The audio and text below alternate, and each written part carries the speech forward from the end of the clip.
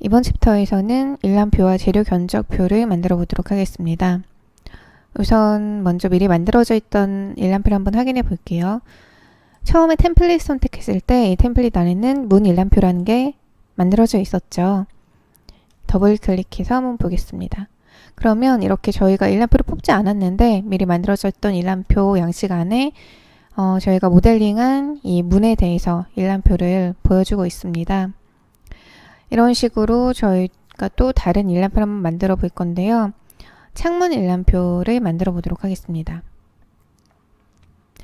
우선 뷰 탭에서 일람표 버튼을 드롭다운 해보시면 일람표 수량이라는 버튼이 있죠. 클릭해 보시고요. 이 중에서 저희가 뽑을 카테고리를 선택해 주시면 됩니다. 창에 대한 일람표를 뽑을 거죠. 그리고 확인해 주시고요. 이제 이 일람표에서 어떤 필드들을 볼 건지, 그러니까 어떤 특성들을 볼 건지 선택해 주시면 됩니다. 우선 그 창문이 어느 레벨에 있는지 레벨을 선택하고 오른쪽에 추가 버튼을 눌러서 일람표 필드로 만들어 줄게요. 이런 식으로 왼쪽에서 원하는 특성들을 선택한 다음에 추가해 주시면 되는데요. 이어서 패밀리 추가하시고요. 그리고 유형도 추가할게요. 그리고 이 패밀리의 폭과 높이를 봐야겠죠, 창문의 폭과 그리고 높이 추가해 주시고요. 그리고 이 중에서 제조업체라는 게 있습니다. 제조업체도 추가해 주도록 할게요. 이 정도만 넣어 보고요. 이제 바로 정렬 그룹화 탭으로 한번 가보겠습니다. 정렬 그룹화 탭에서는 이 일람표를 어떤 순서대로 볼 건지 그 정렬 기준을 선택해 주시는 건데요. 정렬 기준을 레벨 순으로 해볼게요. 레벨마다 몇 개의 창문이 있는지 보고 싶다 할 때는 바닥글에 체크를 해주시면 됩니다. 그리고 그 아래에 보시면 총 몇 개인지도 확인할 수 있도록 체크란이 있죠? 이 총계에 체크를 해주세요. 네, 이 정도만 설정을 해보고 바로 확인해 보도록 하겠습니다. 필드와 정렬 그룹화 탭에서만 선택을 하고 완료를 했죠. 확인 버튼 눌러주세요. 그러면 이렇게 1층에, 2층에, 3층에는 각각 몇 개의 창문이 설치되어 있는지 일람표가 패밀리, 유형, 폭, 높이 등으로 저희가 선택했던 특성별로 이렇게 필드가 만들어져 있죠. 그리고 이때 여닫이 창에 같은 유형 그리고 미닫이 창에 같은 유형 이렇게 동일한 유형들이 쭉 다 나열되고 있는데요. 동일한 유형은 리스트에 다 나오지 않고 그룹해서 보겠다 할 때 편집하는 걸 한번 해보겠습니다. 먼저 정렬 그룹화 탭으로 다시 가보고요.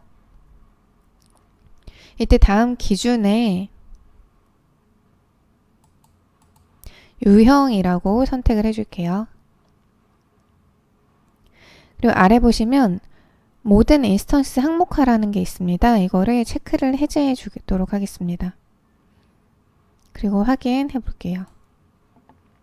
그러면 이렇게 유형 묶음별로 동일한 유형은 리스트에서 제외됐죠. 그리고 저희가 제조업체라는 필드도 넣었었는데요.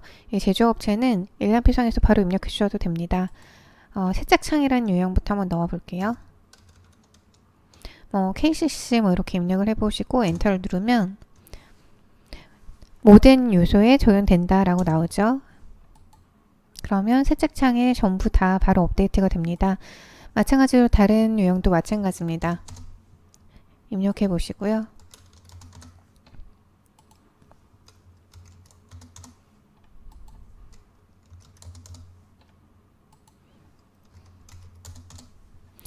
이런 식으로 원하는 필드들을 넣어서 일람표상에서 바로 입력해서 사용하실 수도 있습니다. 저희가 제조업체에 이렇게 입력을 해봤는데 이 특성은 창문의 속성에 그대로 반영이 되어 있습니다. 다시 3D 뷰로 가서 보시면 이 원형창에 한번 볼게요. 원형창의 유형의 특성 한번 보도록 하겠습니다. 그러면 여기에 제조업체라는 곳에 저희가 입력한 대로 LG라고 쓰여져 있고요. 그리고 또 다른 창을 볼까요? 이 여닫이 창에는 KCC라고 또 입력한 대로 그대로 반영이 돼서 있습니다. 이번에는 이어서 바닥 재료 견적표를 만들어 보도록 하겠습니다. 바닥에 사용된 재료 콘크리트 물량 확인하고 그리고 그 비용을 확인해 보도록 할 건데요. 우선 모델을 보기 위해서 3D 뷰로 이동해 보도록 하겠습니다.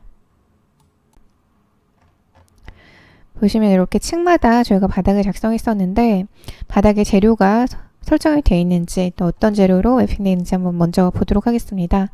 바닥을 선택하시고요. 그리고 왼쪽에 특성창에서 유형 편집 버튼을 눌러서 들어가 볼게요. 그러면 저희가 작성한 일반 150mm 바닥 유형의 전체 특성을 보고 있죠. 근데 구조 재료라고 되어 있는 부분에 보니까 카테고리 별이라고 되어 있고 클릭이 안 됩니다. 이 카테고리 별이라고 되어 있는 거는 재료 설정이 안 되어 있다는 거고요.